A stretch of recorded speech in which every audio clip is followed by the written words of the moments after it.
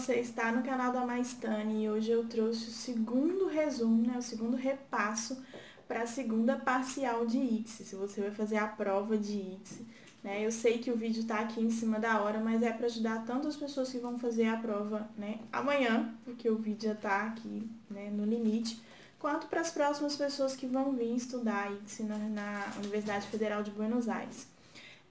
Desculpa, gente, meu traje, mas são 11 horas da noite e eu tô morta.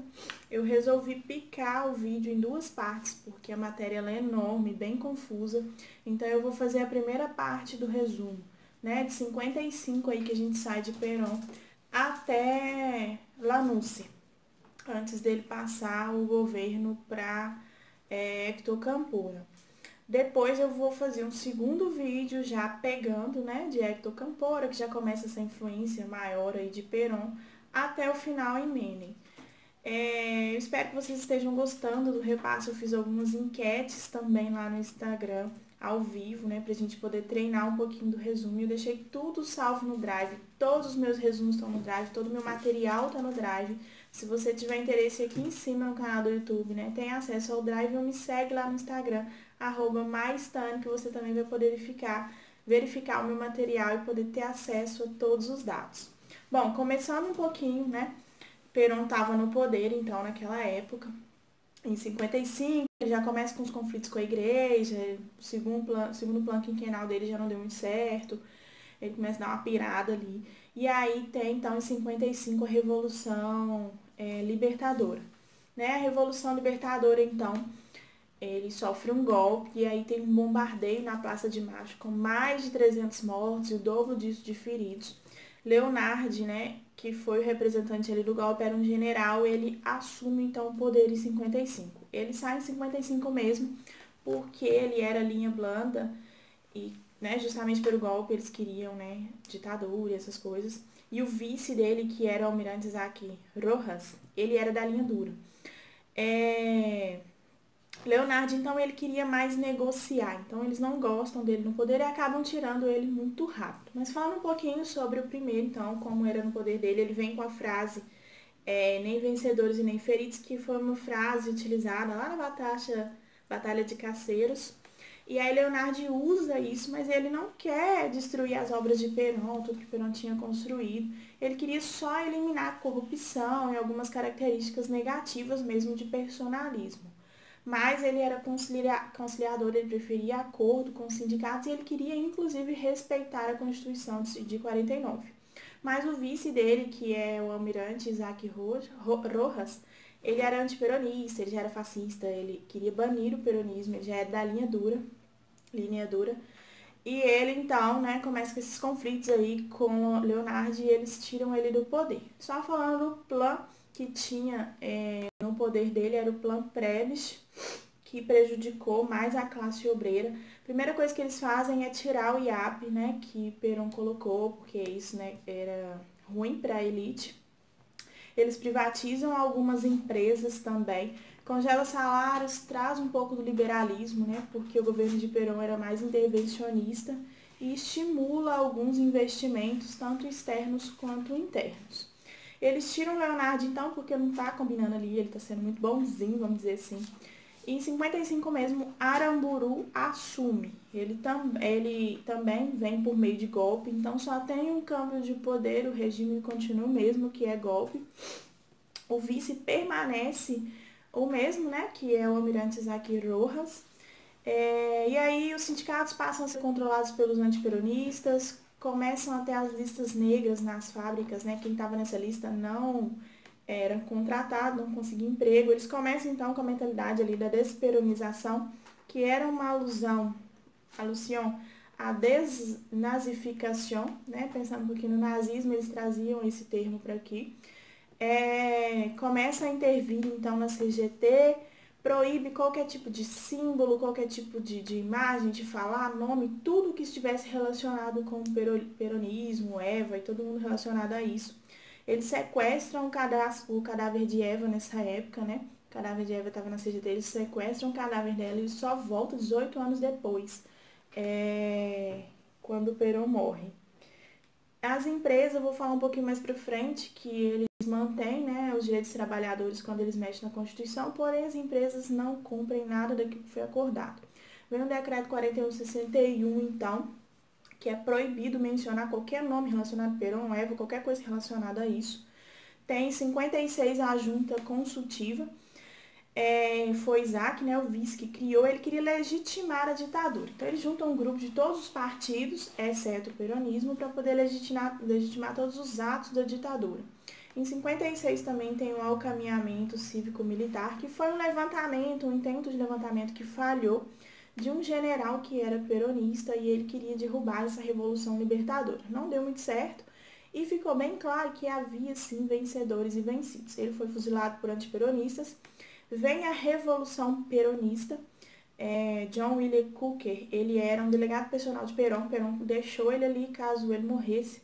E ele, naquela época, em 57, eles mexem, então cancela a Constituição de Perón, volta com a Constituição antiga, porém mantém os direitos dos trabalhadores. Como eu disse, as empresas não davam muita ideia para isso e acabam não cumprindo. E eles tiram também a reeleição. E aí, nessa resistência peronista, né, os trabalhadores eles começavam a assobiar canções peronistas. Eles não podiam falar, não podiam mencionar nada, eles ficavam assobiando as canções. Eles começam a quebrar algumas máquinas, fazer mini atentados mesmo, mas foi um intento falho.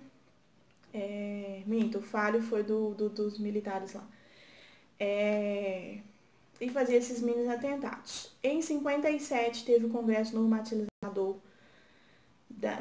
da CGT, que foi mesmo algumas redes, sindicatos peronistas, que faziam alguns movimentos, reclamos obreiros. A URC se divide, né? A UCR se divide, eu sempre falo URC, mas a União Cívica Radical se divide. Fica a UCR del Pueblo, que era de Ricardo Balbín, era um antiperonista e tudo a favor dos militares, lógico. E o que nos interessa aqui mais é o RC intransigente, era de Frondizi, que vai vir também no governo, né, o próximo. Frondizi, ele não era peronista, gente, mas ele negociava, tá? Ele conseguia, ele não era a favor, mas ele conseguia negociar. Frondizi estava perdendo para Balbín e ele faz um acordo com Perón, que é o Pacto Perón-Frondizi. Frondizi fala, olha, Perón, se você me der os votos dos peronistas, eu vou continuar com o seu programa social, eu vou continuar com as suas políticas e eu vou levantar a proscrição. Então, ele ia tirar essa proibição, então, do peronismo. E aí, Perón vai, conversa com os peronistas e eles todos votam em Frondizi, Frondizi ganha. Então, era golpe, né, de Leonardo. Era Perón, aí veio o golpe de Leonardo, ficou Leonardo, eles tiraram Leonardo e colocaram Aramburu. E aí começa uma mudança, então tem um câmbio de regime de poder que foi com Frondizi. Uma pegadinha de prova, não foi uma poliarquia, foi uma semidemocracia, porque o peronismo estava proscrito ainda, né? Tinha a proscrição do peronismo, então não pode ser considerado uma poliarquia. Tá? Frondizi, então, ele era da URC intransigente, ele não era peronista. No início, o governo dele foi até bom, depois foi complicando um pouquinho mais. Em 58, então, tem essas eleições. Foi muito debilitado, essa questão de prova também, debilitado o governo dele, porque os militares eles não queriam o peronismo, então acabavam não confiando em Frondizi, já que ele fez o pacto com Perón, e os peronistas que votaram queriam que ele cumprisse o acordo de levantar a proscrição. Frondizi firma dois acordos, então, importantes no governo dele. Ele firma um acordo com os petroleiros, empresas petroleiras, né, norte-americanas, e isso ficou muito mal para ele na época, porque ele tinha um livro falando que justamente ele era contra essa situação. E ele faz um acordo, firma um acordo com a FMI, onde ele pega o empréstimo para pagar a dívida depois. Ele tinha que provar que estava tudo bem, só que não estava, então ele tinha que reduzir os gastos públicos e aí ele detona tudo. Ele aumenta o valor de transporte, aumenta o valor de petróleo, ele libera o valor do dólar, elimina o controle de preços, tem despidos, né, despede aí empregados públicos, ferroviários, congela salário por 2 anos e elimina os ramais, que eram os ramais mesmo de comunidades que não dava lucro, então acabava isolando essas comunidades.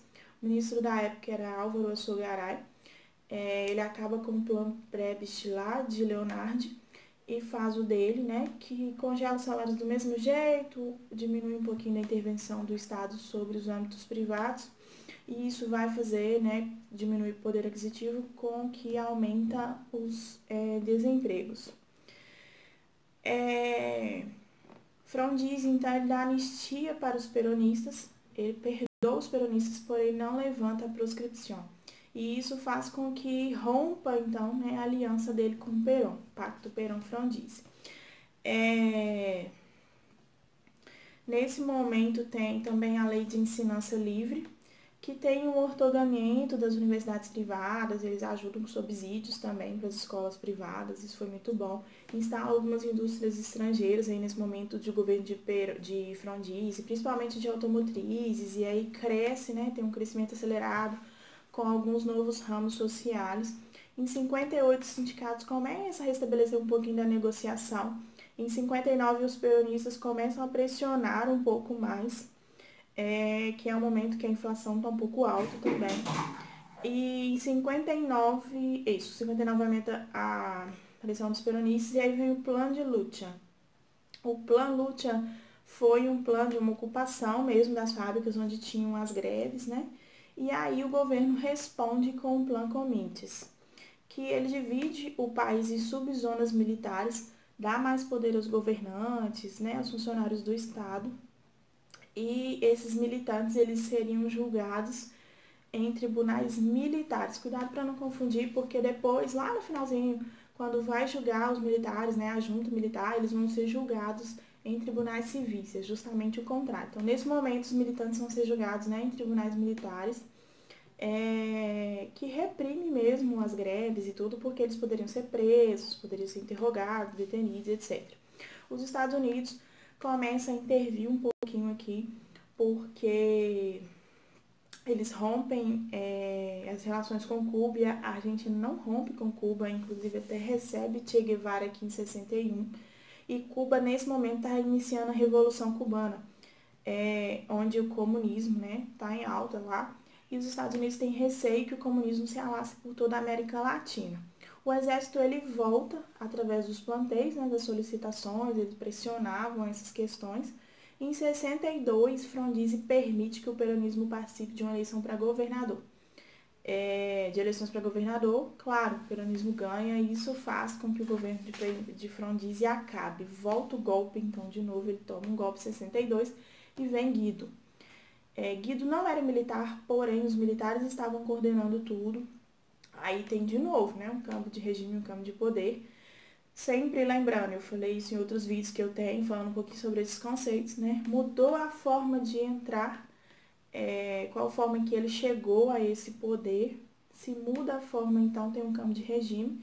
E sempre que muda, o governante vai ter forma de poder. Guido, então, ele era meio provisório ali, ele cria um novo estatuto para os partidos. Continua a proscrição, o partido agora é totalitário, não pode nenhuma propaganda política, o ministro dele continua Álvaro Sogaray, que era de Frondizi, mas também agora tem Pinedo, e eles querem medida de austeridade mesmo para melhorar essa questão da economia. Desvalua o peso, diminui aí as exportações, né? Tem uma forte restrição da moeda e reduz o gasto público. Como consequência, o PIB e o consumo per capita cai. Em 62 tem um enfrentamento armado de dois grupos do exército. Eles não entravam em acordo em como ser antiperonistas. E aí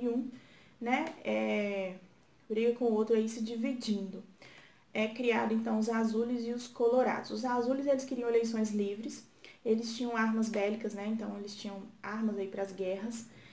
Eles falavam que o peronismo era uma força nacional, democrática e tal, e cristão.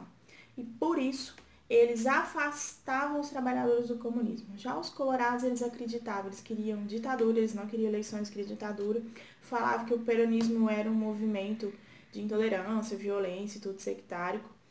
E que isso fazia com que os trabalhadores se aproximavam mais do comunismo. Os azuis ganham, né? Claro, eles tinham materiais bélicos e tudo.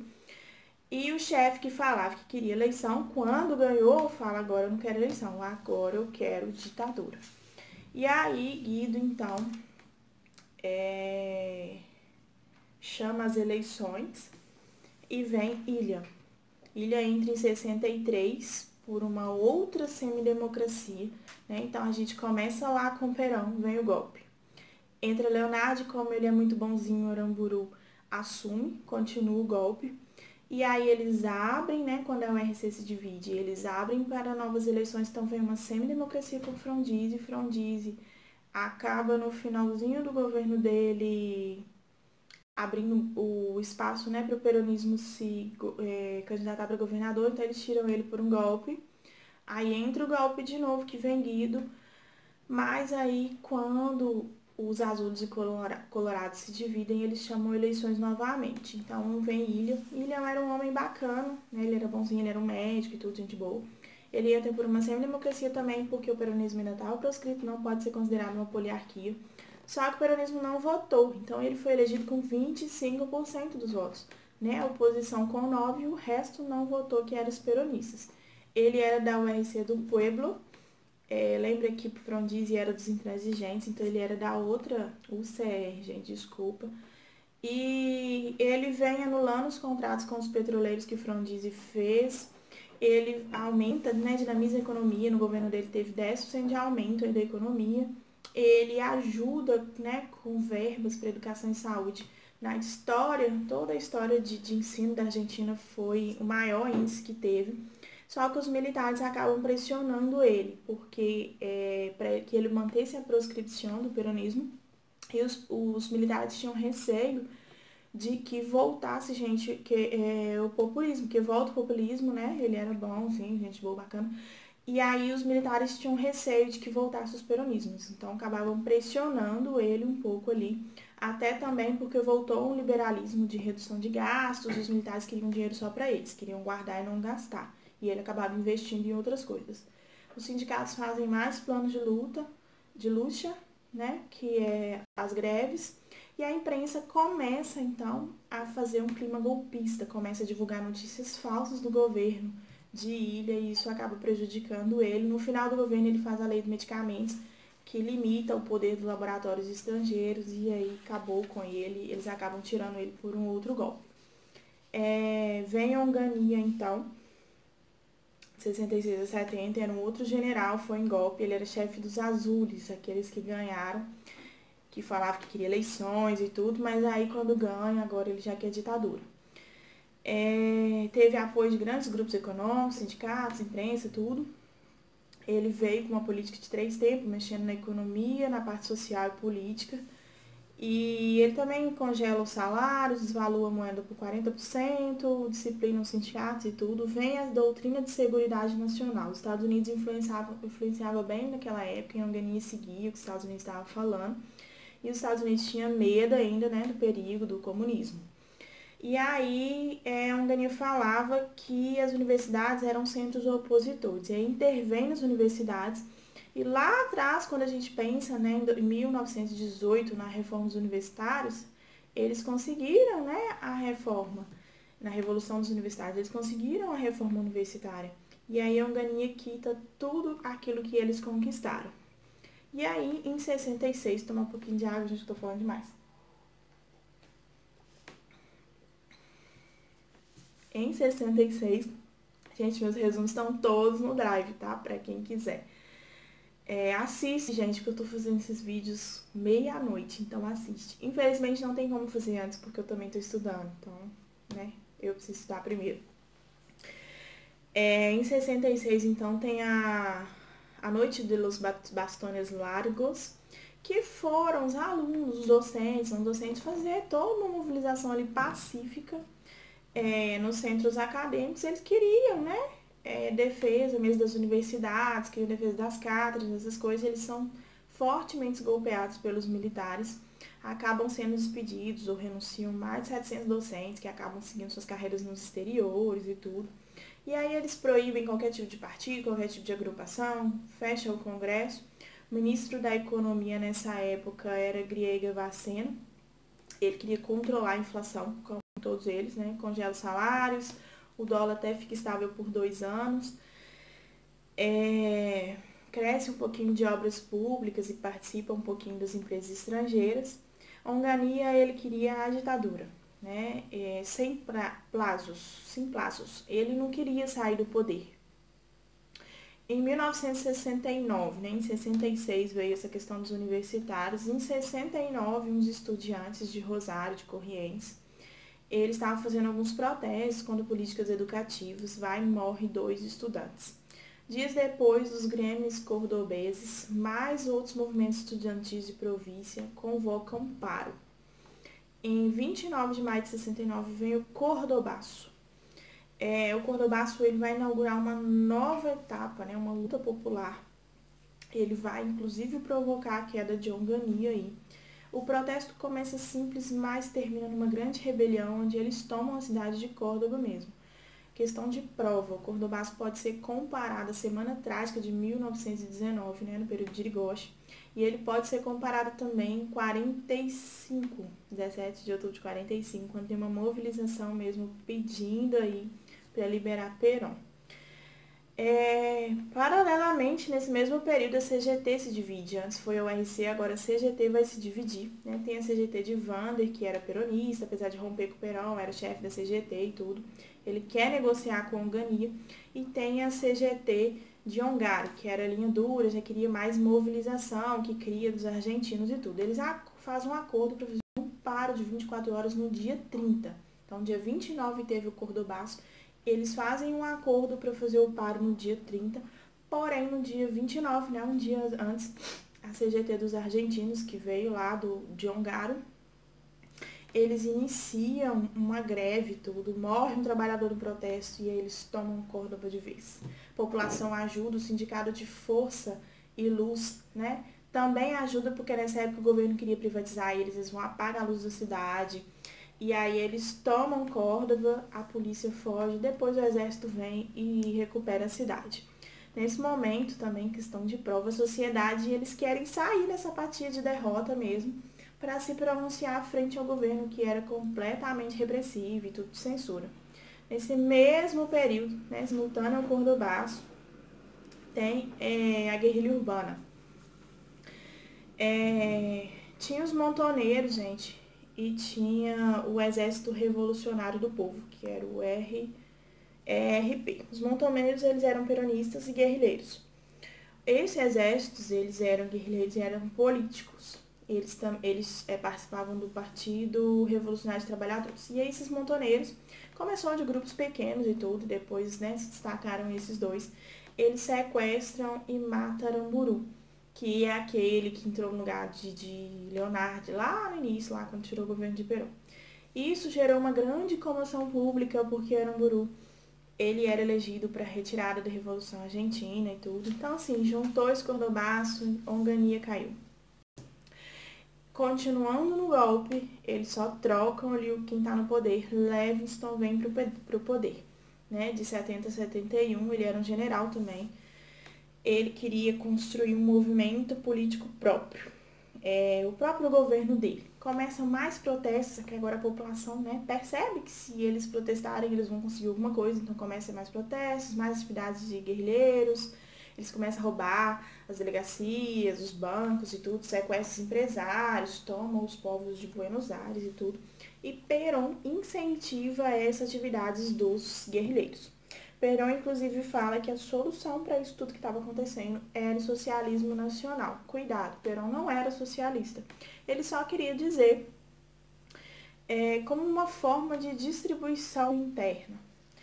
Vem La Hora del Pueblo, que foi um acordo que Perón fez com outros partidos para poder tentar sair da ditadura, né? Que eles iriam lutar mesmo por um processo eleitoral limpo, respeitar a democracia e tudo.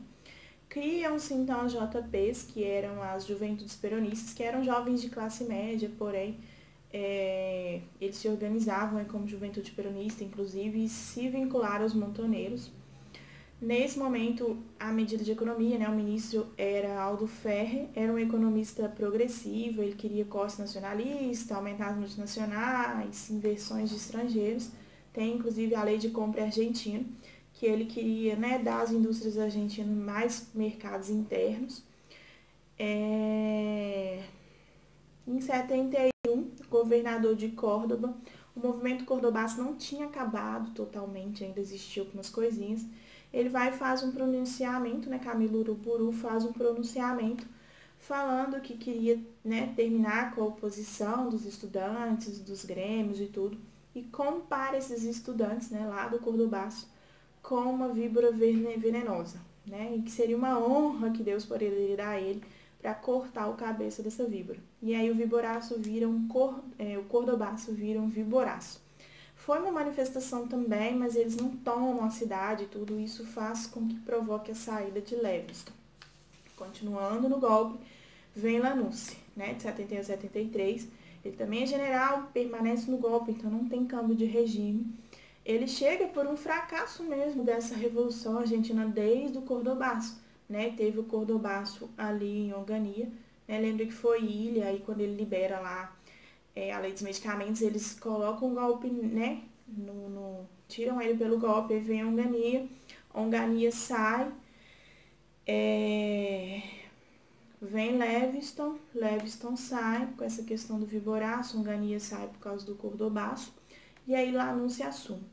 Lanusse já pega tudo desfavorável, já tinha muita violência dos guerrilheiros, muito descontrole da população, o Perón já estava influenciando e ele pronuncia que a solução seria levantar a proscrição, então, né, parar de proibir o peronismo e abrir para a transição à democracia. Eu tenho um vídeo falando de transição à democracia, assista, gente, assista os vídeos de terrorismo, de Estado e tudo, isso eu vou falar mais no segundo vídeo, mas assista os vídeos de conceito que vai ajudar vocês. Em 73, então, Lanús libera, né, para as eleições livres, sem a proscrição do peronismo. Isso é questão de provar. É só aí que os peronistas podem, né, se eleger para poderem ser votados. Em 72, tem o massacre de Trelew, que era uma província. Aqueles montoneiros, guerrilheiros, todos que estavam presos, eles tentam fugir, a marinha fuzila todo mundo. E em 72 também Perón vem aqui de passagem, né? Ele estava 17 anos exilado e ele vem, mas não é definitivo ainda. Eles tentam fazer um movimento para não deixar ele se candidatar, falando que quem podia se candidatar era só quem já estava aqui, ele estava fora e tal. Eles tentam impedir ele naquele momento e ele vai e designa Héctor Campora para poder se candidatar. Eu vou voltar no próximo vídeo falando de Campora já elegido e a gente vai começar a falar de Perón, tudo, até chegar em Menem. Eu espero que eu esteja ajudando vocês. Me siga no Instagram, @maistanha, eu tô postando tudo lá, o que eu puder ajudar, né? Essa matéria é muito confusa e ela é enorme. Então, assim, eu trouxe o primeiro resumão mesmo, porque tem gente me pedindo, porque já é mais de meia-noite. Então, assista, deixa um like aqui, gente, curte o vídeo, compartilhe com os amigos de vocês que vão fazer a prova na segunda parcial de IX. Se você está assistindo esse vídeo depois, também compartilhe com seus amigos, a matéria é a mesma, né? E se inscreva no canal.